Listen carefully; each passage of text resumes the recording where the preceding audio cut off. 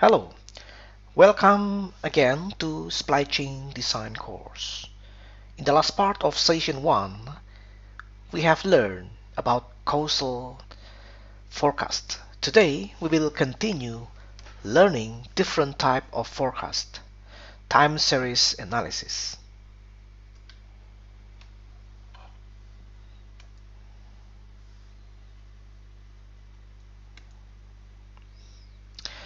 There are several methods of time series analysis, but moving average is the simplest one.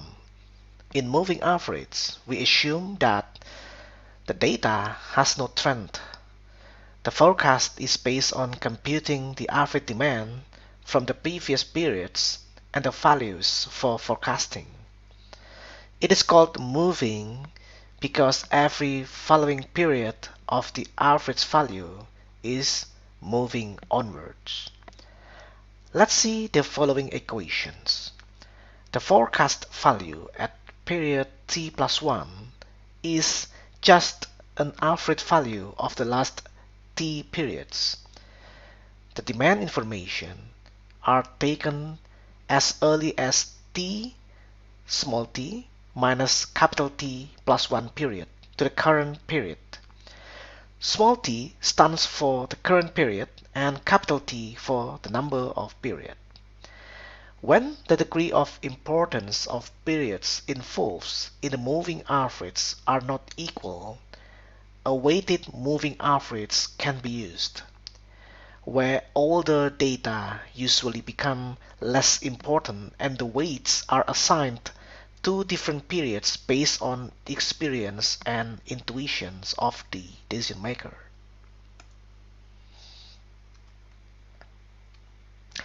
Let's see the following table.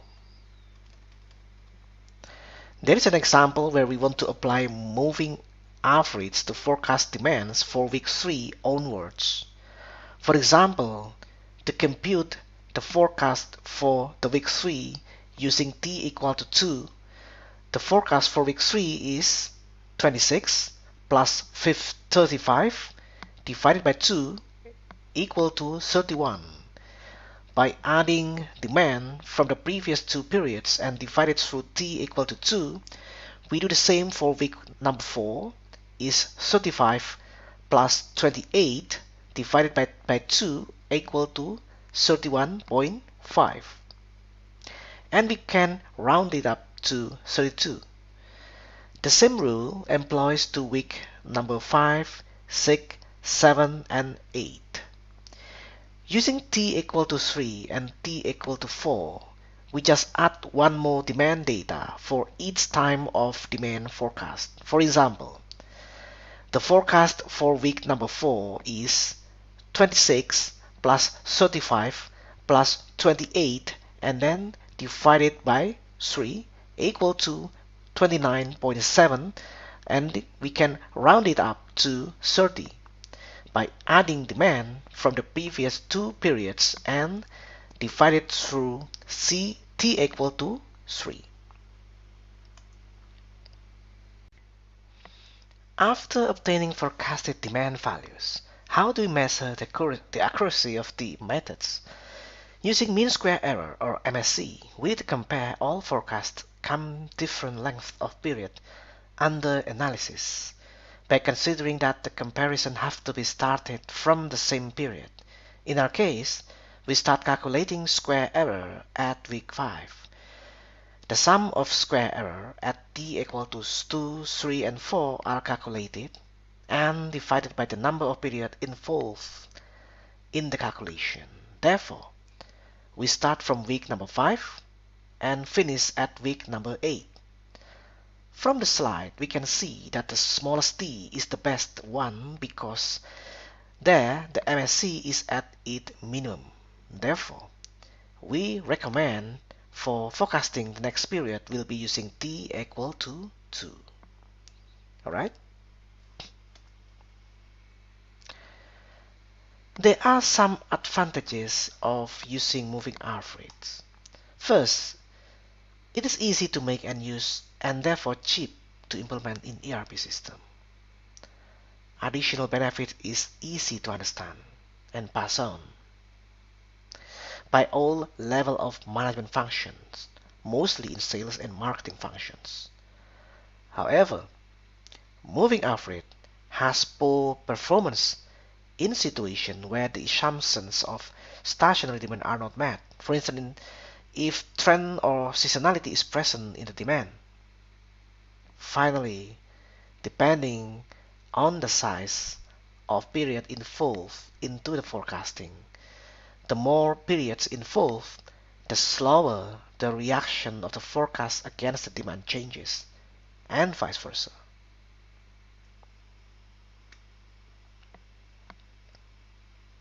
Now we go to another version of moving average, that is weighted moving average or WMA.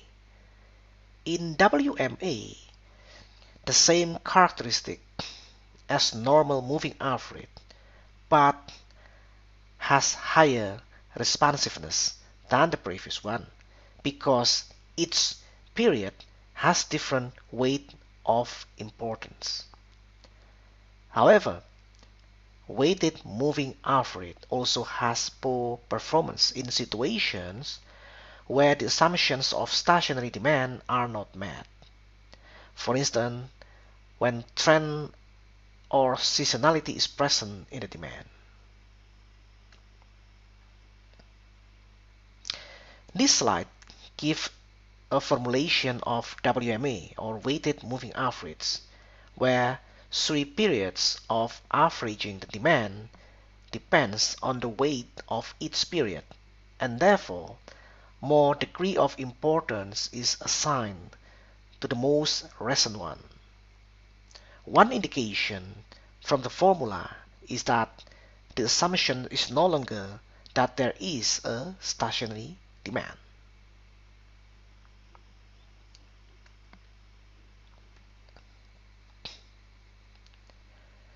This slide introduces another time series method, namely exponential smoothing. Simple exponential smoothing is similar to weighted moving average that uses weight for 2 latest periods in forecasting the demand. For sales forecasts, average demand or sales values of previous periods are exponentially weighted to forecast the next periods. The simple exponential average means working with a smoothing parameters alpha. The idea is to weight current demand higher and to assign lower weights to the previous demand. In this method, we use formula in this slide to forecast the demand for the following periods. The forecasted demand at t plus 1 based on the data from t, it is symbolized by y with the hat t, t plus 1 equal to alpha times yt plus 1 minus alpha times the forecasted demand with the hat for the previous period of t based on data from t minus 1.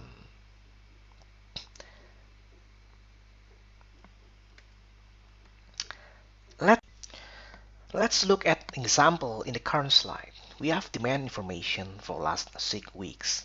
For forecasting yt, t plus 1, that is with a hat, meaning that the forecasted demand for period t plus 1 based on information from the previous period of t. Using the previous equation, both yt and yt minus 1, the information are obtained from week number 0. For forecasting, for instance, at week number 3 here, so how do we get this number? We got it from here, 0.3 times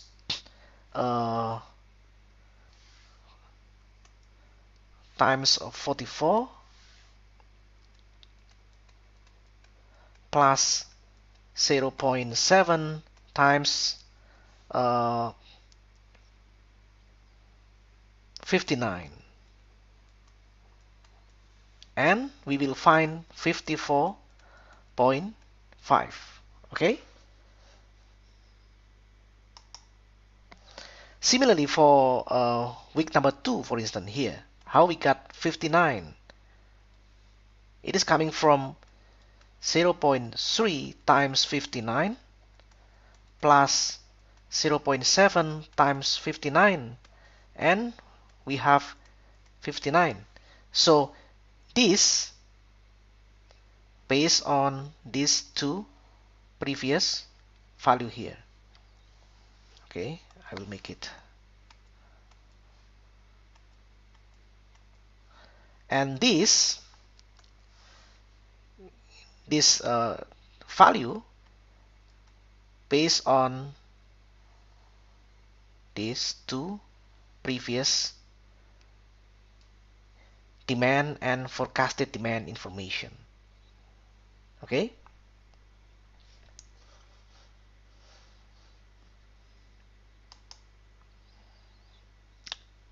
So after we calculate the demand forecast for each period, and then we start calculating the error.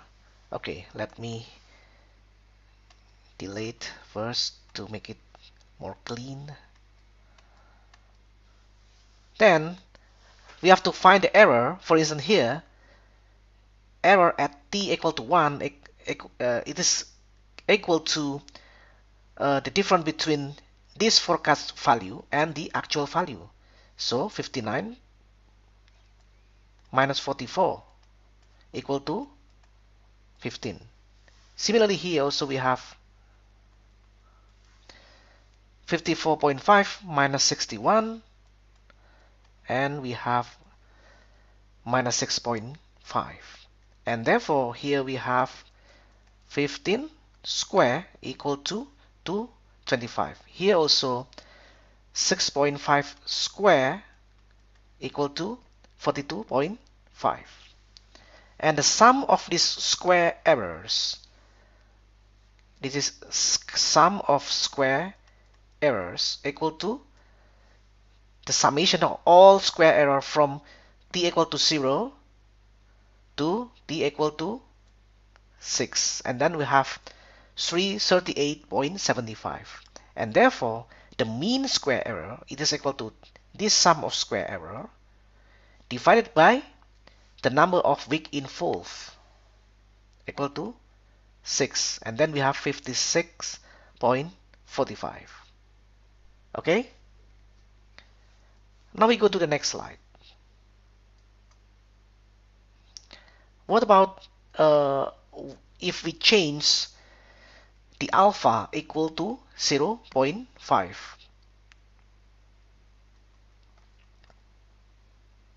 Okay, now we can do the same. For instance, the forecasted demand at t plus 1 based on data from the previous period, that is t equal to, for instance, for t equal to 1 equal to 59, because this comes from 0.5 times 59 plus 0.5 times 59, and this calculation give this value. Okay, because this come from these two cells. Okay,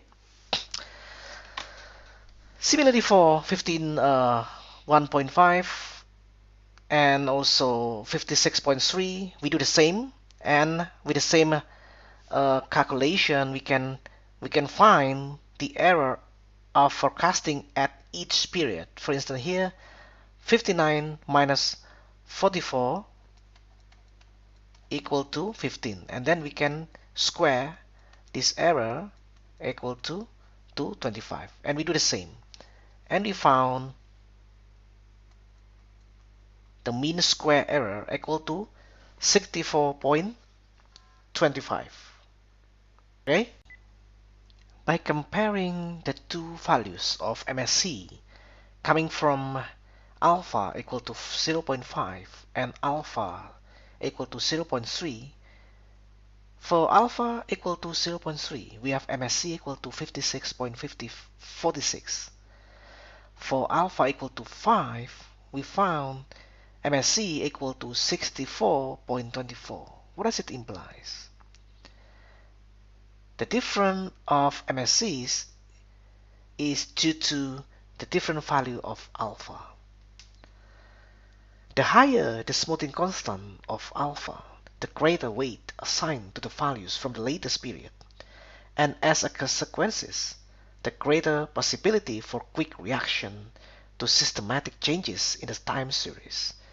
And therefore, in the latest calculation of our data according to exponential smoothing, for alpha equal to 0.5 has higher MSC because the forecast method is more reactive to the demand changes.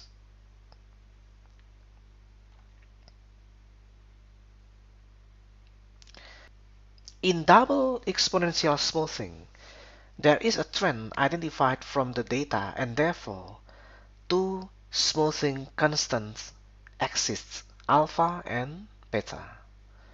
Alpha is a constant from the previous single exponential smoothing method, and beta is a trend constant. The final regression model is provided as follows. Demand forecast at period t plus tau, for tau stands for the number of periods for which we are making the forecast from the current period t, is equal to at plus bt times tau. At and bt are calculated according to the last two equations in our slide. They are the smoothed forecast and smoothed trend parameters or slope. Now let's practice with the problem in our current slide. For instance, in our current slide, for period 2, AT and BT are calculated as follows. For instance, AT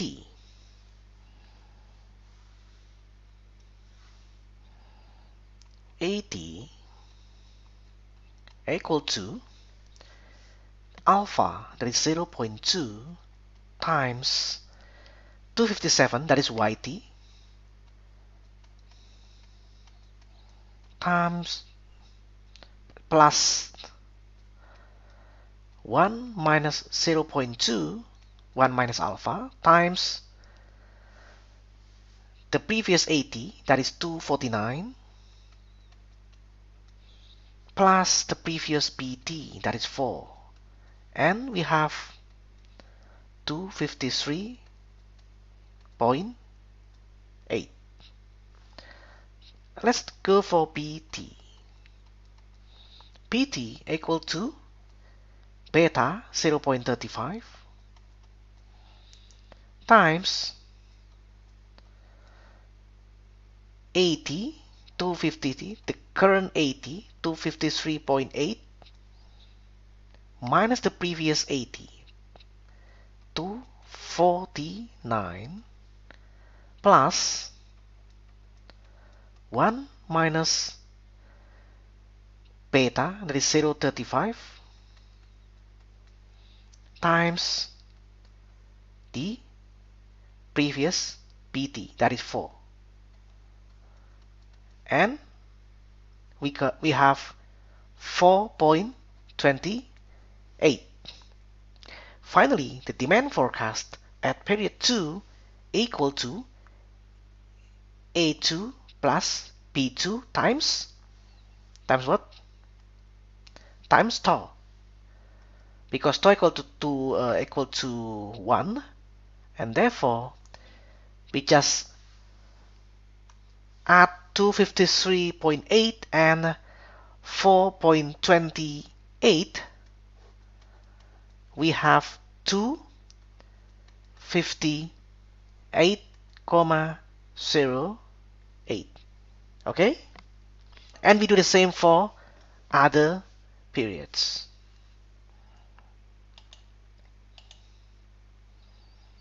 Okay, now we go to practical issues. There are some practical issues in demand forecasting. For instance, if forecasting is based on historical data, it should be analyzed carefully. Numeric data has often not considered external features such as ecological, economic, or political factors. Assume that demand for ice cream has increased over the few last years by 10% because of hot summers. The conclusion would be that the forecast for the following year will be high as well because the company assumes the weather will be hot again. If the company does not consider weather forecasts in its calculations or consider expert views, the forecast based only on historical data could be wrong. Another critical area is forecasting of product returns in online retail industry. For that reason, it is common practice to combine expert and statistical methods to get safer forecasts. Such methods are known as ARIMA, or Auto-Regressive Integrated Moving Average Model, and ANOVA, or Analysis of Variance. In this slide, we have an example of two products A and B. Demand forecasts of both products are straight lines, but the actual demands are not straight. From a statistical point of view, have relatively the same in terms of the level of mean absolute deviation or MAD, but from management point of view, first forecast A, for instance, has a bias since always produce more than demand, or sorry, less than demand. So for managers, it is more important to identify bias rather than strive for minimal forecast error.